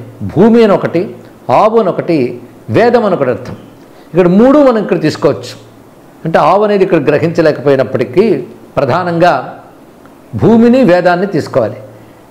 సోమకాసురుని సంహరించి ఆ వేదములన్నీ చక్కగా మళ్ళీ సమకూర్చి తీసుకువచ్చి గాం ఆదరేణ అంటే వేదవాక్కుని, ఇక్కడ గాం అనే శబ్దానికి వేదవాక్కు అనే అర్థం మనకి శాస్త్రాలు స్పష్టంగా కలుగుతాయి. గాం వేదవాచం ఆదరాత్ ఆకలయన్ ప్రత్యాహారన్నితి అని వ్యాఖ్యానంలో కూడా తెలియజేశారు. ఇక్కడ గో అనే శబ్దమే ఇక్కడ గాం అనే మాటలో కూడా కనబడుతున్నది. అంటే వాక్కు అని అర్థం. వాక్కులంటే వేదములే. ఆ వేదవాక్కులన్నీ చక్కగా మళ్ళీ సమకూర్చి సముద్ధరించి తిరిగి బ్రహ్మకి ఇచ్చాడు కనుక గాం ఆదరేణ ఆకలయన్. అనాదిం గాం. ఎటువంటి గాం అంటే అనాది అయిన వాక్కును అన్నారు. అనాది వాక్కు అంటే వేదమే. వేదం ఎప్పుడొచ్చిందయ్యా అని వేదానికి కాలాన్ని నిర్ణయిస్తారే, అంతకంటే మూర్ఖత్వం మరొకటి ఉండదు. పరమేశ్వరుడు ఎప్పుడున్నాడు, వేదం అప్పుడున్నది. ఇదొక్కటి తెలుసుకుంటే చాలు. ఎందుకంటే మనిషి ఉన్నప్పుడు ఊపిరి ఉంటుంది. ఊపిరి ఉందంటే మనిషి ఉన్నా అని అర్థం. మనిషి వచ్చిన ఎన్నాళ్ళకు ఊపిరి వచ్చింది ఆవిడ అండు, అంతే కదా. అలాగే ఎస్య నిశ్వసితం వేదాహ అన్నప్పుడు పరమేశ్వరుడు ఊర్పులే వేదములని వేదమే చెప్తోంది మనకి. ఇక్కడ పరమాత్మ యొక్క ఊర్పులు వేదములు అంటే పరమాత్మ ఎప్పుడున్నాడు, వేదము అప్పుడుంది. పరమాత్మ ఎప్పుడు ఉంటాడు, వేదం ఎప్పుడు ఉంటుంది, అది తెలుసుకోవాల్సినది. వేదం ఎప్పుడు ఉన్నది కనుక దానికి ఆది నిర్ణయించలేం. అనాదిం గాం అనే మాట అద్భుతంగా చెప్పారు. అనాది అయినటువంటి వేదమును ఆదరేణ ఆకలయన్, ఆదరముగా వాటన్నిటినీ తిరిగి తీసుకొచ్చి ఉద్ధరించినటువంటి వాడు. అందుకు సోమకాసురుని సంహరించి వేదవాక్కుని ఉద్ధరించినటువంటి వాడు వేదోద్ధరుడు స్పష్టంగా తెలుస్తున్నది. అయితే మరొక మాట గాం అనే మాటకి భూమి అని కూడా అర్థం ఉన్నది. దీని గురించి మనకి పురాణాల్లో స్పష్టంగా కనబడుతున్నది. అది భాగవతంలో, విష్ణు పురాణంలో, అదేవిధంగా మహాభారతంలో కూడా అనేక చోట్ల కనబడుతున్నది. ఏంటంటే రూపం స జగృహే మాత్స్యం చాక్షుషో దధి సంప్లవే నావ్యారోప్య మహీమయ్యాం అపాద్వై వైవస్వతం మను అన్నారు. ఇది ఎప్పుడు చేసేటంటే వైష్ణవ మన్వంతరం ప్రారంభంలో నావ్యారోప్య మహీమయ్య అన్నాడు. భూమిని నావగా చేసుకుని, అప్పుడు మొత్తం జలమయమైపోయింది. అప్పుడు భూమిని నావగా తీసుకుని ఆ మనువుని సప్తర్షుల్ని అందులో ఉంచి తర్వాత రాబోయేటటువంటి కల్పం కోసమని కొన్ని ఔషధుల్ని, కొన్ని బీజముల్ని నిక్షిప్తం చేయించి దాన్ని భద్రపరిచాడు. అందుకే సోమకళా విలాసం, మహాసోమకళా విలాసం అంటే మరొక అర్థం చెప్పుకోవాలి. సోమ అనే శబ్దానికి చంద్రుడని, ఔషధులని రెండు అర్థములు ఉన్నాయి. అలా తీసుకుంటే సోమకుడనే రాక్షసుని సంహరించడం మాత్రమే కాకుండా సోమహ శబ్దం ఎక్కడెక్కడ వాడాలో మనకి నిఘంటువులు చెప్తున్నాయి. విశ్వప్రకాశక నిఘంటువులో చెప్తున్నది కుబేరే పితృదేవతాయా వసుప్రభేదే చ సుధాకరే చ దివ్యౌషధి శ్యామలత వీటిలో వాడాలి అన్నారు. ఇక్కడ సోమ శబ్దానికి కుబేరుని అర్థం ఉంది. అలాగే సోమపులని పితృదేవతల విషయంలో కూడా వాడతారు. వసువుల్లో కూడా సోముడు కూడా ఉన్నాడు. ఇంకోటి సుధాకరే చంద్రుడి విషయంలో వాడతారు. ఔషధుల విషయాలను కూడా సోమ అంటారు. అందుకే ఇక్కడ మహాసోమకళా విలాసం అనే మాటకి గొప్ప గొప్ప ఔషధులన్నింటినీ కూడాను సమీకరించి వాటితో పాటు గాం ఆధారైన ఆకలయన్ అనాదిం అన్నప్పుడు వేదములను ఉద్ధరించడంతో పాటు భూమిని ఆధారముగా సమకూర్చాడు, అంటే నౌకగా మార్చుకున్నాడు అనేటువంటి విషయం స్పష్టమవుతుంది. ఇది అనేక పురాణాల్లో కనబడుతుంది. అహం త్వాం ఋషిభిస్సాకం మహీనావముదన్వతి వికర్షన్ విచరిష్యామి యావత్ బ్రాహ్మీ నిశా ప్రభో అనే మాట కూడా మనకు పురాణంలో కనబడుతున్నది. మళ్ళీ కల్పం వచ్చే వరకు ఉన్నటువంటి చీకటి ఒక రాత్రి వంటిదే. ఆ రాత్రి వేళ ఆ మనువుని, మహర్షుల్ని, ఈ బీజముల్ని కూడాను నావగా వచ్చిన భూమి యందు ఉంచి వాసుకిని తాడుగా తీసుకుని తాను మత్స్యం యొక్క కొమ్ముకు దాన్ని కట్టాడు. ఎందుకంటే ఆ పడవ మళ్ళీ అటు ఇటు చెదిరిపోకుండా ఉండడం కోసమని దానికి ఆధారంగా వాసుకుని రజ్జువు చేసి మత్స్యముగా ఉన్న తన యొక్క శృంగమునందు దాన్ని కట్టి మొత్తం మళ్ళీ కల్పం ప్రారంభమయ్యే వరకు దానికి సుస్థిరతనిచ్చాడు స్వామి. అదే ఆధారైన ఆకలి అన్ననే మాటకి అది అర్థం. ఎంత ఆధారంతో ఈ పని చేశాడు, ఎవరిని అనుగ్రహించాడు అంటే సృష్టిని అనుగ్రహించడమే కాదు, మొత్తం అక్కడ ఉన్న మనువు మహర్షులు వీళ్ళందరిని అనుగ్రహించాడు. ఆ సమయంలోనే వారికి వివిధమైన జ్ఞానములు బోధించట. దాన్నే మత్స్యపురాణం అని కూడా అంటాం మనం. అతీతే ప్రళయాపాయే ఉత్థితాయస వేదసే హత్వాసురం హైగ్రీవం వేదాన్ ప్రత్యాహారధరిహి అని అసుర సంహారం చేశాడనే విషయాన్ని కూడా మనకి పురాణములు చెప్తున్నాయి. కనుక ద్వంద్యం మహాసోమకళా విలాసం గాం ఆదరేణ ఆకలయన్ అనాదిం. ఇప్పుడు గాం శబ్దానికి రెండు రకాల అర్థాలు, రెండు మత్స్యావసరానికి సరిపోయే. సోమకళ అనే దానికి రెండు రకాల అర్థాలు, అది మత్స్యావసరానికి సరిపోయేది. ఇప్పుడు మైనం మహక్కించన దివ్యం అంగీకుర్వన్. అంగీ అంటే శరీరము దాల్చిన వాడిని కూడా అర్థం ఉన్నది. అంగీకరించాడు అంటే శరీరాన్ని స్వీకరించాడు. అంగీకరించడం స్వీకరించడం. ఎటువంటి శరీరాన్ని స్వీకరించాడు? దివ్యం అంగీకుర్వన్, దివ్యమైన శరీరాన్ని స్వీకరించాడు. ఆ శరీరం ఏంటి? మహహ, తేజస్సుతో ఉన్నది. అయితే ఏ రూపంతుంది? మైనం. మైనం అంటే మీనస్య భావం మైనం. మీన శరీరాన్ని మైనం అంటారు ఇక్కడ. కానీ మైనం మహహ అంటే కాంతిమంతమైనటువంటి మీన శరీరాన్ని, అది దివ్యమైన కాంతిమంతమైన మీన శరీరాన్ని స్వీకరించాడంటే మత్స్యావతారము. మైనం మహహ కించన దివ్యం అంగీకుర్వన్. ఈ విధంగా మీన శరీరాన్ని ధరించినటువంటి విభు అంటే భగవంతుడు. ఎందుకు విభు అనే మాట అన్నారంటే అనంత శక్తి వ్యాపకో విష్ణు అని అర్థం. అనంత శక్తివంతుడు విభు. ఈ విభు శబ్దానికి వివిధ రూపేణ భవతి, వివిధ రూపాలు స్వీకరించగలిగేవాడు విభు. మరి అవతారములు అంటేనే అంతే కదా. అది విభు శబ్దం చక్కగా సరిపోయింది. మహాత్ములు ఒక శబ్దం ప్రయోగించిన అంత ఔచిత్యం ఉంటుంది. ఏకశబ్ద సుప్రయుక్త సమ్యజ్ఞాత అని వేదంలో చెప్పినట్లుగా మహాత్ములు ఆ వేద స్థాయిలో రచన చేస్తారు. ఎంత వేద పరిజ్ఞానం లేకపోతే ఈ శ్లోకం వస్తుందండి. కానీ ఈ శ్లోకం అంతా మత్స్యావతార రూపుడైన నారాయణుడు మనకు కుశలములు కలిగించుగాక. ఇప్పుడు విష్ణుపరంగా అర్థం చెప్పుకున్నాం. దాన్ని అలాగే ఒక్కసారి చదువుకుని మళ్ళీ ఇందులో శివుడు ఎక్కడున్నాడో చూద్దాం. వంద్యం మహాసోమకళా విలాసం గాం ఆదరేణా కలయన్ అనాదిం మైనం మహ కించన దివ్యమంగీకుర్వన్ విభుర్మే కుశలాని కుర్యాత్. ఇది మత్స్యావతారుడైనటువంటి నారాయణుడికి నమస్కారం. ఇందులో ఇప్పుడు హరతత్వం చూద్దాం. హరస్వరూపం ఎలా కనబడుతుంది. వంద్యం అనే మాట ఇద్దరికి సరిపోతుంది. అందరి చేత వందనీయులు వంద్యం. మహాసోమకళా విలాసం స్పష్టంగా తెలుస్తుంది. సోమకళ అంటే చంద్రకళ. గొప్ప చంద్రకళని విలాసముగా ధరించినటువంటి వాడు చంద్రశేఖరుడు. గాం ఆదరేణ ఆకలయన్ అంటే గాం శబ్దాన్ని రెండు అర్థాలు చెప్పుకున్నాం. ఒకటి భూమి పరంగా అర్థం, వేదం పరంగా. భూమి పరంగా కూడా అర్థం చెప్పుకోవచ్చు. శివుని పరంగా చెప్పినప్పుడు కూడా భూమి అన్వయింపబడుతుంది. ఎందుకంటే ఆయన త్రిపురాసుర సంహారం చేసినప్పుడు భూమిని రథంగా చేసుకున్నాడు. అలాగే భూమిని చక్కగా రథముగా ఆధారంగా ఆకలయన్ సమకూర్చుకున్నాడు కనుక గాం ఆదరేణ ఆకలయన్ సరిపోయింది. ఇంకొక అర్థంలో వేదం పరంగా చెప్తే వేదములన్నీ శివస్వరూపాలుగా చెప్పబడుతున్నాయి కదా. వేద శివ శివో వేద. వేదం బ్రహ్మమును తెలియజేస్తుంది. బ్రహ్మమే వేద ప్రవర్తకుడు కనుక విష్ణుపరంగా శివపరంగా కూడా వేదములంటే చక్కగా ఉద్ధరించినవాడు. ఈ మాటకు శివపరంగా చెప్పచ్చు. ఎందుకంటే ఒకప్పుడు హయగ్రీవుడైన అసురుణ్ణి హయగ్రీవ రూపంతో సంహరించి వేదాలు ఉద్ధరించాడు విష్ణువు. మరొక సమయంలో సోమకాసురుని సంహరించి మత్స్యావతారంతో వేదాలను ఉద్ధరించాడు. ఈ రెండు భిన్న సందర్భాలు జరిగాయి. అలాగే మరొకసారి బ్రహ్మదేవుడికి పరమేశ్వరుడే వేదములు ఇచ్చినట్లుగా మనకి శ్వేతాశ్వత రూపనిషత్తులో మంత్రం ఉంది. యో బ్రహ్మాణం విదధాతి పూర్వం యో హి వేదాహ ప్రహిణోహి తస్మై తగుం హి దేవమాత్మబుద్ధి ప్రకాశం ముముక్షుర్వై శరణమహం ప్రపద్యే అంటూ దక్షిణామూర్తి రూపంతో ప్రథమతః వేదములు ఆయన బ్రహ్మదేవుడికి ఇచ్చాడు అని చెప్తున్నారు. అయితే అది సత్యమా ఇది సత్యమా అంటే రెండూ సత్యములే. అందుకే మన ఆది గురువు అన్నప్పుడు నారాయణ సమారంభ సదాశివ సమారంభం రెండు అనడానికి మనకు అభ్యంతరం ఏమీ లేదు. బ్రహ్మకు వేదములు ఇచ్చినటువంటి వాడు, అది శ్వేతాశ్వత రూపనిషత్తులో మంత్రం కనుక మనం స్వీకరిస్తున్నాం. అయితే అది శివుడేని ఎలా చెప్తారు అంటే ఆ మంత్రముల యందే రుద్ర ఎత్తే దక్షిణం ముఖం తేన మాం పాహి నిత్యం యయి మా లోకాన్ ఈశత ఈశనీవిహి ఏకో రుద్రహన్ అద్వితీయాయతస్థే అంటూ రుద్ర సంబంధమైన మంత్రములు చెప్తూ బ్రహ్మకు వేదములు ఇచ్చాడు అని చెప్పినప్పుడు అలా బ్రహ్మముకు వేదములు ఇచ్చిన స్వరూపం రుద్ర ఎత్తే దక్షిణం ముఖం తేన మాం పాహి అంటే దక్షిణామూర్తి స్వరూపంగా మనం తీసుకోవాలి. ఆ విధంగా గాం ఆదరేణ అంటే వేదములను ఆధారముగా ఇచ్చినటువంటి వాడు. ఇంకోటి చెప్పుకున్నా భూమి రథం చేసుకున్నాడు. మూడవది తీసుకోవాలి. అందుకు మూడు అర్థాలు ఎందుకు అన్నామే. ఆ మూడు అర్థాల్లో గాం అంటే గోజాతి.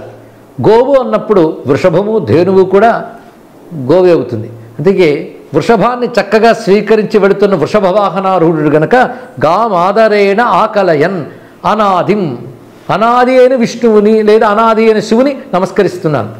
తర్వాత మైనం మహక్కించిన దివ్యం అంగీకుర్వన్. అంగీకుర్వన్ అంటే స్వీకరించుట. ఎటువంటి స్వీకరించండి? దివ్యమైనది మహా తేజస్వరూపమైన మైనం. మైనం అంటే మేనాదేవి యొక్క కుమార్తె మైనం అని అర్థం. ఇక్కడ అంటే మేనాకు సంబంధించిన పార్వతీదేవిని స్వీకరించాడు అని అర్థం చూపించారు. ఇలా శివపరంగా అర్థం చక్కగా ఉన్నది. అలాంటి శివుడు మనకు కుశలాలు నిచ్చుగాక అంటూ అటు విష్ణుపరంగా ఇటు శివపరంగా గంభీరార్థములు తెలియజేస్తున్నాయి. మరొక్కసారి శ్లోకం చదువుకుందాం. వంద్యం మహాసోమ కళా విలాసం గామాదరేణా కలయన్ అనాదిం మైనం మహ కించన దివ్యమంగీకుర్వన్ విభుర్మే కుశలాని కుర్యాత్.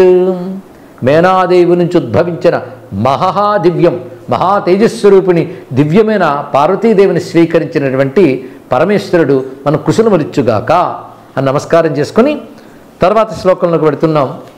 తర్వాత అవతారం అయినటువంటి కూర్మావతారం చెప్పబడుతుంది. యో మందరాగం దదదాతి తేయా సుధాభుజస్మాతనుతే విషాది స్వామద్రిలీలోచిత చారుమూర్తే కృపామపారాం సభవాన్ విధత్తాం. అతడు మనకి అపారమైన కృపని ప్రసరింపజేయుగాక అందించుగాక అని. అతడు అంటే హరుడు. యో మందరాగం దదత్ ఆదితేయా సుధాభుజస్మాతనుతే అవిషాది. విషాది రెండు చెప్పచ్చు. మందరాగం అంటే అగం అంటే పర్వతం. మందర పర్వతాన్ని మథనం చేస్తున్న సమయంలో ఆదితేయాహ ఆదితేయ అంటే అదితి దేవతలైన దేవతలకి సుధాభుజ వాళ్ళు సుధాభుజులు అంటే అమృతం తాగేటట్టుగా ఆతనుతే ఎవరు చేశారో అటువంటి అవిషాది, అవిషాది అంటే ఖేదరహిత అని అర్థం. ఏ ఖేదము లేనటువంటి భగవానుడు అయిన నారాయణుడు దేవతల్ని అమృతం స్వీకరించేటట్లు చేశాడు. అంటే కూర్మావతారంగా మందర పర్వతాన్ని ధరించిన వాడే, మందరాగం దదత్, మందర పర్వతాన్ని ధరించిన వాడే దేవతల్ని అమృతం పుచ్చుకునేవారిలా చేశాడు. అనగానే తర్వాత ధరించిన జగన్మోహన్ అవతారాన్ని కూడా ప్రస్తావన చేయడం జరిగింది. వాళ్ళు అమృతం పుచ్చుకునేట్టు చేశాడు. పై కూర్మావతారంగా ఉండాడు కనుకనే అమృతం దాకా వెళ్ళింది కథ. కానీ దేవతలు అమృతం పుచ్చుకునేటట్టు చేయడానికి కారణం ఇటు కూర్మావతారము, అటు మోహిని అవతారము, రెండూ నారాయణుడే. అయితే మధ్య మధ్యలో దేవతలు భయపడ్డ సందర్భాలు ఉన్నాయి, ఇది దొరుకుతుందా లేదా, ఇది పోతుందేమో అని. కానీ వాళ్ళకి ఇంత చేసినటువంటి నారాయణ మాత్రం అవిషాది, ఖేదరహితుడు. ఆయనకి వేటి ద్వంద్వాతీతుడు కనుక ఆయనకి ఏ ఖేదము లేదు. దేవతలను అమృతం పుచ్చుకున్నట్టు చేశాడు. స్వాం అద్రిలోచిత చారుమూర్తే, అద్రిలీల ఉచిత చారుమూర్తి, అద్రిలీలకు తగ్గట్టుగా మూర్తి ధరించినటువంటి నారాయణుడు. ఈ చెప్పడంలో ఎన్ని విశేషాలు. ఆ అద్రిలీల అంటే మందర పర్వతం అక్కడ మథనం చేసేటప్పుడు దా సందర్భంలో ఏ మూర్తులు ధరించాడో అన్ని ఇందులో కలిపాడండి. ఇక్కడ అద్రిలీల అంటే ఆ కొండని దాల్చడంతో పాటు కొండను మథనం చేస్తున్నప్పుడు తాను దేవతల్లో ఒకడయ్యాడు. అంతేకాదు ఆ మథన సమయంలోనూ తానే ధన్వంతరిగా వచ్చి అమృతాన్ని తీసుకువచ్చాడు, ఆయుర్వేద వైద్యం తీసుకొచ్చాడు. అదంతా అద్రిలీల ఉచితమూర్తే కదా. చివరికి జగన్మోహన్గా వచ్చాడు. ఇదంతా అద్రిని ఆధారం చేసుకుని వచ్చినదే కదా. అంటే అద్రిలోచిత చారుమూర్తి అయినటువంటి నారాయణుడు కృపాం అపారాం, అపారమైన కృపను విధత్తాం, మనకి ప్రసరింపజేయుగాక, అందించుగాక అని అద్భుతమైన భావాన్ని చెప్పారు. యో మందరాగం దదదాదితేయ సుధాభుజస్మాతనుతే విషాదీం స్వామద్రిలీలోచిత చారుమూర్తే కృపామపారాం సభవాన్ విధత్తాం. ఇప్పుడు శివపరంగా చూద్దాం. యో మందరాగం దధత్ అనే మాటకు వచ్చేటప్పుడు మందరాగమును ధరించి ఉండగా ఆదితేయులు అమృతం పుచ్చుకున్నట్లు చేసినటువంటి విషాది. విషాది అంటే విషమును తిన్నవాడు. తాను విషం తిన్నాడు కానీ దేవతలందరూ అమృతం పుచ్చుకునేట్టు చేశాడు. ఏ సమయంలో? మందరాగమును ధరించినటువంటి సమయంలో. అయితే ఇక్కడ మరొక విశేషం, మందరాగం అనే మాటకి పరమేశ్వరుని ఎలా చెప్పాలి అంటే ఆయన ఇంత చేస్తాడు కానీ దేని మీద ఆయనకు రాగం ఉండదు.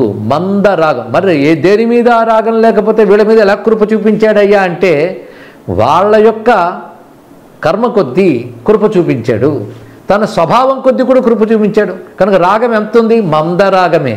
అది బంధించేసినటువంటి రాగం కాదు. అందుకే అటువంటి మందరాగము కలిగినటువంటి వాడు అనే మాటని ఇక్కడ మనం గ్రహించాలి. అటువంటి మందరాగం దదత్. ఇంకొక మాట అగమనే మాటకి కదలనిది అనే మాట తీసుకుంటే, అగం అంటే కదలనిది, నా గచ్చతి, ఇది అగహ. కానీ అగమనే మాటకి కదలనిది అర్థం తీసుకుంటే అగహ పృథ్వీధర పాదపయోహో అని మేదిని కోసమని నిఘంటు చెప్తుంది. పృథ్వీధర పాదపం అంటే కొండలకి చెట్లకు కూడా అగహ వస్తుంది. ఈయన మందరాగ, మందర అనే శబ్దానికి, మందర శబ్దానికి కూడా ఎన్ని అర్థాలు ఉంటే మందరస్తు పుమాన్ మంథశైలే మందార పాదపే అన్నారు. ఇక్కడ మందరం అంటే మంథశైలం, మథనం చేసిన పర్వతం మందర పర్వతం. అలాగే మందర శబ్దానికి మరొక అర్థం మందార పాదపే అన్నారు. మందారం అంటే కల్పవృక్షం అని, మందరా అగం అంటే కల్పవృక్షముగా ఉన్నవాడు అని అర్థం. ఇక్కడ కల్పవృక్ష స్వరూపాన్ని స్వీకరించాడు. నమో వృక్షేభ్యో అరికేశేభ్య నమో వృక్షాయ. అక్కడ వృక్షాయ అంటే కల్పవృక్ష స్వరూపుడు అని రుద్రభాష్యంలో కూడా మనకి అభినవ శంకరులు మొదలైనటువంటి వారు స్పష్టంగా రాశాడు. పైగా శివుణ్ణి కల్పవృక్షంగా వర్ణిస్తూ అద్భుతమైన పద్యములు మహానుభావుడు మన తెనాలి రామకృష్ణుడే పాండురంగ మహత్యంలో చెప్తాడు. ఈ చిగురాకు ఈ ప్రసవం మీ పువ్వుదేనే ఎంత యొప్పనో చూచితిరే అని తన చుట్టూ సుఖాదులు నిలిచి కొల్వగా అన్నారు. అంటే ఒక చెట్టు దగ్గరికి వచ్చి సుఖాదులు అంటే చిలుకలు మొదలను కొలుచుకుంటూ ఉంటాయట. ఈ చిగురాకు ఎంత బాగుందో, ఈ పువ్వు ఎంత బాగుందో, ఈ తేనె ఎంత బాగుందో అని చిలుకలు అంటూ ఉంటాయట. అలాగే శివుడి దగ్గరికి వచ్చి సుఖాదులు అంటున్నారు అన్నాడు. ఇక్కడ సుఖాదులు అంటే సుఖమహర్షి మొదలైన వారు. అదేమిటంటే ఈ చిగురాకు అంటే కపర్దాంచిత గాంగా అన్నాడు. ఈ చిగురాకు అంటే చిగురాకులో మెరిసిపోతున్నటువంటి జటాజోటం, అది చిగురాకులు ఉందట. ఈ పువ్వు తేనెయ, ఆ పైన గంగ వస్తుంది, అది పువ్వుల్లో తేనెలో మధువుగా వస్తుందట. అందుకే కపర్దాంచిత గాంగా అన్నాడు ఇక్కడ. అక్కడ గంగ. ఆడ తర్వాత ఈ కుసుమం ఎంత బాగుందో చూడు అంటున్నాడు. ఆ కుసుమం ఏంటంటే చంద్రుడు అక్కడ ఉన్నాడు. ఇలా ఉన్నటువంటి కల్పవృక్షంలో ఉన్న శివుడు మనకు శుభం కలిగించుగా కానీ రమ్యమైన భావాన్ని చెప్తారు మహానుభావులు తెనాలి రామకృష్ణుడు.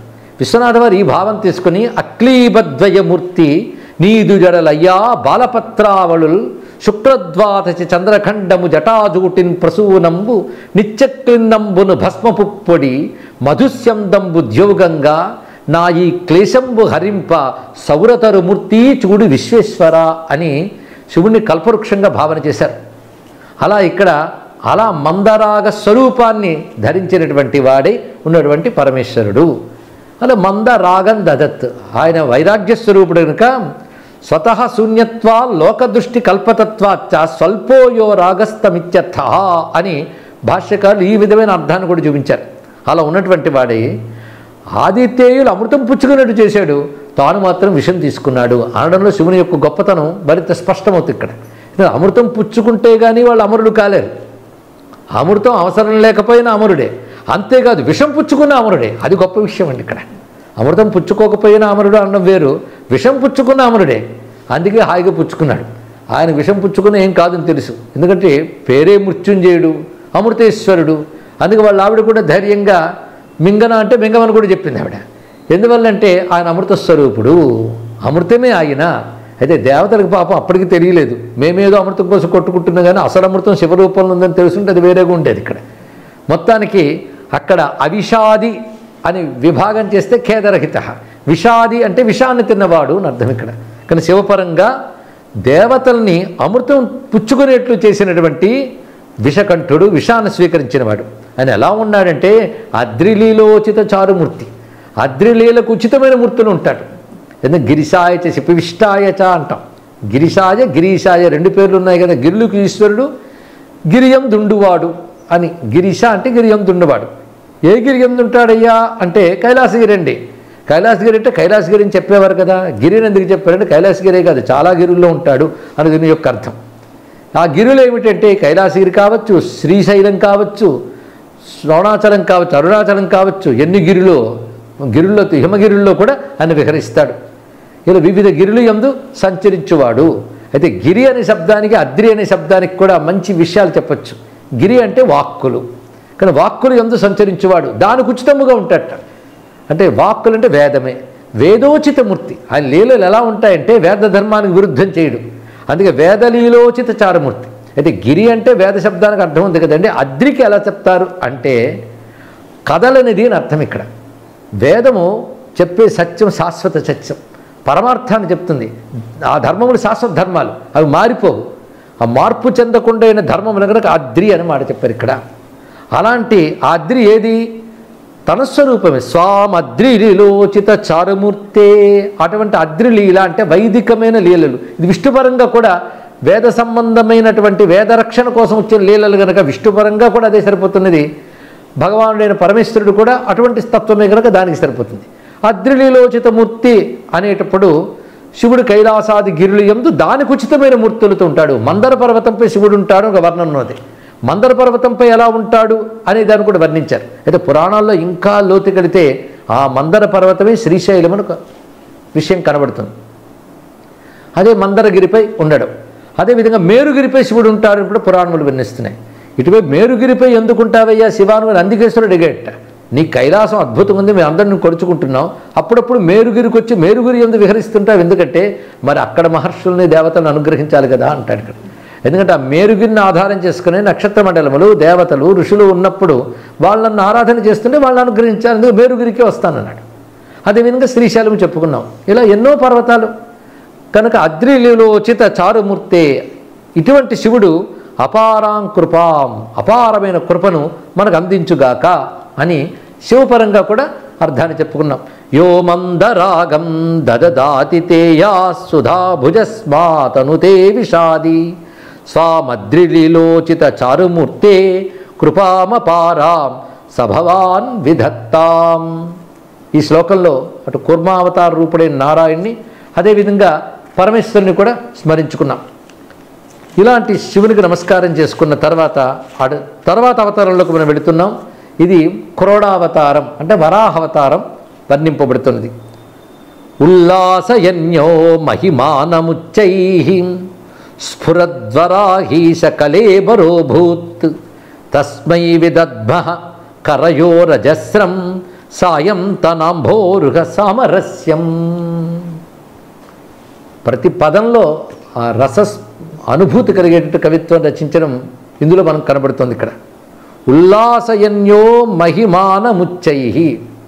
మహిమానం, మహిమానం అనే మాటకు మనకు స్పష్టంగా తెలుసు. మహిమ గొప్పతనం.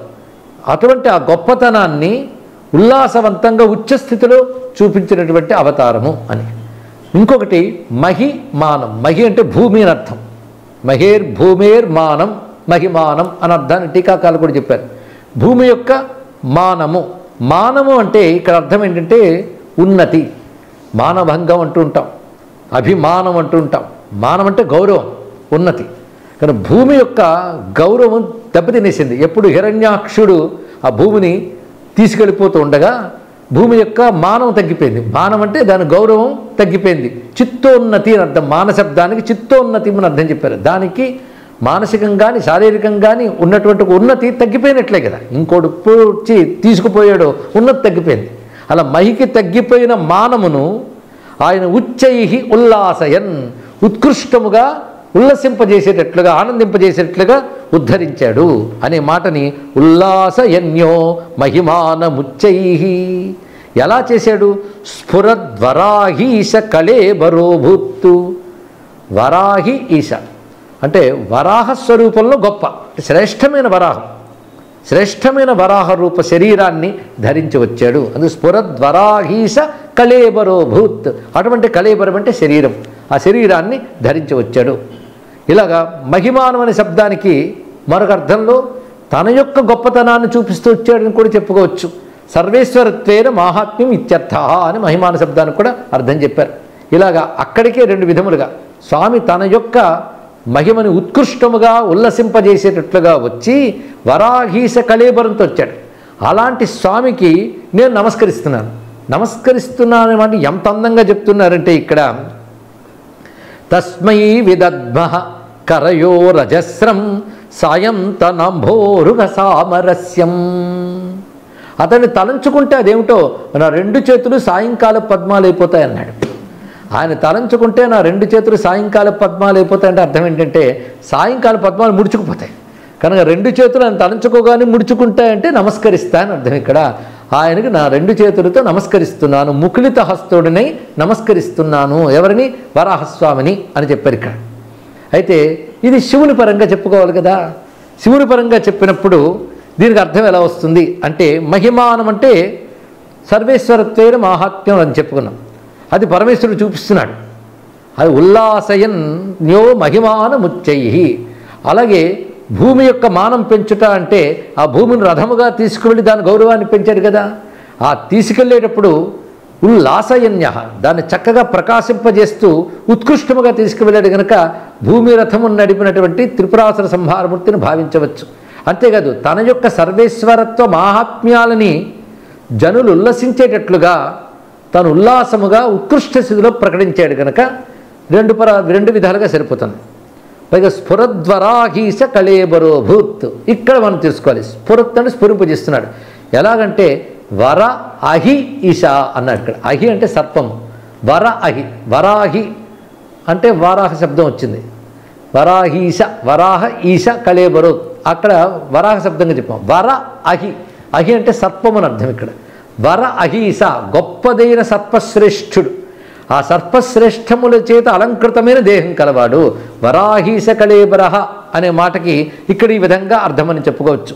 అది వరాహీశో వాసుకి కళేబరే యస్యేతి వరాహీశ కళేబరః అని వ్యుత్పత్తులు చెప్పారు పెద్దలు. కానీ వాసుకి మొదలైన దివ్య సర్పములు స్వామి శరీరంలో ఉండేవి మామూలు అహిలు కావు. వర అహి ఈశ గొప్ప పాములు. ఆ పాముల్లో మళ్ళీ రాజులు. అలా లెక్క కడితే 8 జాతుల పాములు స్వామి దగ్గర ఉంటాయని చెప్పారు. అవి అనంత, వాసుకి, తక్షక, కర్కోటక, శంఖ, కులిక, పద్మ, మహాపద్మ ఇది మహానాగుకుల భూషణాయ అని కూడా స్వామిని వర్ణిస్తూ చెప్తారు ఇక్కడ. ఇవన్నీ కూడా వర అహి ఈశ 3 లక్షణములు ఉన్నవి. గొప్పవైన సర్పములు వాటిల్లో మళ్ళీ గొప్పవి. అంటే ఇవి 8 రకాల జాతులండి. ఆ జాతుల్లో నాయకుల్లా ఉంటారే వాళ్ళు శివునికి అలంకారాలుగా వచ్చున్నారు. అలాగా పాదముల మొదలు శిరస్సు వరకు, శిరస్సు వచ్చిన పాదం వరకు, ఆ భుజాలకి, ఆఖరికి మేకలకి, జంధ్యానికి, కంఠానికి, అన్నిటికీ కాలిక అందెలుగా కూడా సర్పాలను అలంకరించుకున్నప్పుడు వర అహీస కళేబరమేగా అయింది. అదొకటి. ఇంకొక అర్థంలో తెల్లగా ఉన్నాడు శివుడు. తెల్లగా ఎలా ఉన్నాడు? ఆ తెలుపు ఏమిటయ్యా అంటే అనంతుడు ఆదిశేషువు వర్ణం తెలుపు కనుక అయ్యను కూడా ఆ విధంగా ఆదిశేషుడు వర్ణమోలే తెల్లని శరీరంతో ఉన్నటువంటి వాడు వరాహీశ కళేబరోభూత్ అనేది సాదృశ్యంగా చెప్పినట్లు చెప్పవచ్చు. ఇలా ఒకే పదంలో విష్ణుపరంగా భావం ఉంది, శివపరంగా ఉన్నది. ఈ రెండింటిని మనం ఇక్కడ స్వీకరించి ఆ స్వరూపాన్ని నమస్కారం చేసుకుంటున్నాం. వాటి తర్వాత నరసింహస్వరూపంలోకి ప్రవేశిస్తున్నాం. ఈ నరసింహస్వరూపం వచ్చేప్పటికల్లా అత్యద్భుతమైన భావాన్ని ఇక్కడ ఆవిష్కరిస్తున్నారు.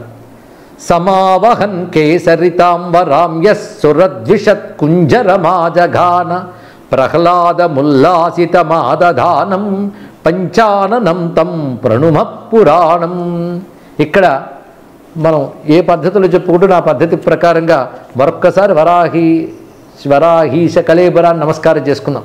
ఉల్లాసయన్యో మహిమానముచ్చై స్ఫురద్వరాహీశ కళేబరోభూత్ తస్మై విదద్మః కరయోరజస్రం సాయం తనాంభోరుహ సామరస్యం అని వరాహస్వామికి నమస్కారం చేసుకుని ఇప్పుడు నృసింహస్వామి శ్లోకాన్ని చదువుకున్నాం.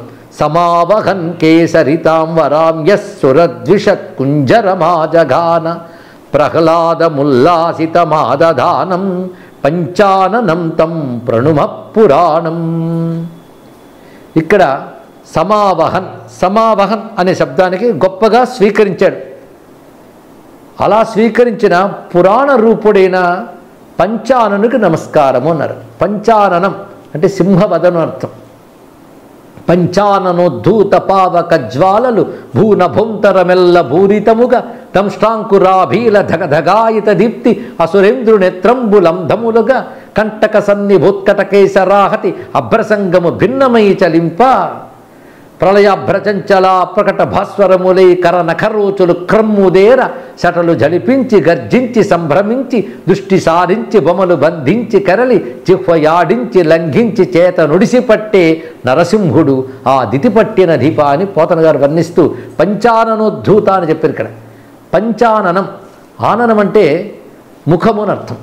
పంచాననం అంటే విస్తరించిన ముఖము కలది. పచి విస్తారైన ధాతువు నుంచి వచ్చింది పంచశబ్దం ఇక్కడ. కానీ పంచానన అంటే విస్తరించిన వదనం కలిగినదని సింహానికి పేరు. అలాంటి పంచానన రూపంతో వచ్చిన పురాణునికి నమస్కారం. అంటే పురాణ పురుషుడు ఎప్పటివాడు నారాయణుడు, ఎప్పటివాడు అంటే పురాణ శబ్దం వచ్చింది. అయితే ఎప్పటికప్పుడు కొత్తగా ఉంటాడు కనుక పురాణ శబ్దం కూడా వస్తుంది. అయితే పురాణం అనే శబ్దానికి మంచి మాట ఏంటంటే సదైక రసం, అద్భుతమైన మాట అండి. సదా ఏకరస స్వరూప, ఎప్పుడు ఏకరస స్వరూపంతో ఉన్నవాడని టీకాకారుడు అద్భుతమైనటువంటి మాటను తెలియజేశాడు. ఎప్పుడూ ఒకే స్వరూపం అయింది. అదేమిటి? ఆనంద, సచ్చిదానంద. ఇవాళుండి రేపు ఆనందంగా ఉండడు, ఎల్లుండి చెప్పలేము అని కాకుండా సదా ఏకరస స్వరూప అయినటువంటి నారాయణుడు.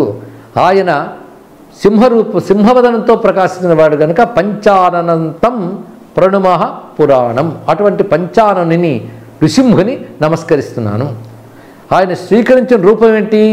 కేసరితాం వరామ్యః. కేసరితాం అంటే కేసరి, కేసరి అంటే రుకేసరి అంటే అక్కడ కేసరి అంటే సింహం. ఆ సింహస్వరూపాన్ని తీసుకొచ్చాడు. మామూలు సింహ వరాం కేసరితాం, అలాంటి దాన్ని తీసుకొచ్చినటువంటి స్ఫురద్విషత్ కుంజరమాజఘానం. ఆయన చేసింది ఏంటంటే సురద్విషత్. సురద్విషత్ అంటే దేవతాద్వేషి అయినటువంటి కుంజరుడు. అంటే దేవతాద్వేషుల్లో కుంజరం వంటివాడు. ఎవడైనా గొప్ప అన్నప్పుడు కుంజర శబ్దాన్ని వాడతారు ఇక్కడ. దేవతాద్వేషులు రాక్షసులు, రాక్షస కుంజరుడండి. అంటే రాక్షసుల్లో చాలా గొప్పవాడు అంటే హిరణ్యకశిపుడు. నాజఘాన సంహరించాడు. ఎలాగూ కేసరితాం వరాం సమావహం, సింహరూపాన్ని స్వీకరించి నృసింహుడుగా వచ్చి రాక్షస కులంలో గొప్పవాడైనటువంటి హిరణ్యకశిపుని సంహరించాడు. ఇక్కడ కుంజరతాం అని చెప్పడంలో ఇక్కడ గజంతో పోల్చడం ఎందుకంటే మదగజం అన్నమాట. రాక్షసుడి దుష్ట మదంతో కూడినటువంటి వాడు కనుక అలాంటి దుష్ట మద గజాన్ని కొట్టాడు. ఎప్పుడైనా గజాన్ని కొట్టేది సింహమే. అందుకే నృసింహుడు కనుక సింహం వస్తే ఏనుగునే కొట్టాలి కదా, ఆ ఏనుగు ఎవడయ్యా, అదిగో సిద్ధంగా ఉన్నాడు హిరణ్యకశిపుడు అని చెప్తూ ఆ హిరణ్యకశిపుడిని ఏనుగుని కొట్టిన సింహం, ఏనుగుని కొట్టగలిగే సింహం ఒక్కటే. అలాగే హిరణ్యకశిపుడిని ఎవడూ కొట్టలేడు, నృసింహుడు మాత్రమే. అది ఈ మాటను అంత చక్కగా చూపించారు ఇక్కడ. వచ్చి చేసింది ఏంటి, ప్రహ్లాదముల్లాసిత మాదధానం, ప్రహ్లాదుని ఆనందింపజేసినటువంటి స్వరూపము. అంటే ప్రహ్లాద వరద నారసింహ అన్నట్లుగా అటు ఎవరిని శిక్షించాడో తర్వాత ఎవరిని రక్షించాడో రెండింటినీ శ్లోకంలో చూపించారు. ఎందుకంటే నృసింహావతారం యొక్క ప్రత్యేకత అది. అది హిరణ్యకశిపుని సంహరించడానికి వచ్చింది అనడానికి లేదు, ప్రహ్లాదుని రక్షించడానికి వచ్చింది ఇక్కడ. ప్రహ్లాదుడికి ఆయన అక్కడ బెదిరించి చెప్పాడు కదా, ఇవాళ నువ్వు చెప్పిన రూపంగానే కనబడకపోతే ఇతన్ని నిన్ను చంపేస్తానన్నాడు. అవునా లేదా? డింభక సర్వస్థలముల అంబోరుహ నెత్రుడుండు నన్ను చెన్నుగుల సంరంభంబున పలికెదవు, ఈ స్తంభంబును చూపగలవే చక్రిన్ గిక్రిన్ స్తంభమును చూపయేను కుంభిన్ని శరము దురుతూ అన్నాడు. ఇక్కడ చూపించకపోతే చంపేస్తానన్నాడు. అప్పుడు నృసింహరూపమూర్తి రాకపోతే ఏమవుతుంది, ప్రహ్లాదుడికి అయితే ఏమవుతుంది? అదే ప్రహ్లాదుని రక్షించడానికి వచ్చాడు, హిరణ్యకశిపుని చంపడానికి కాదుట.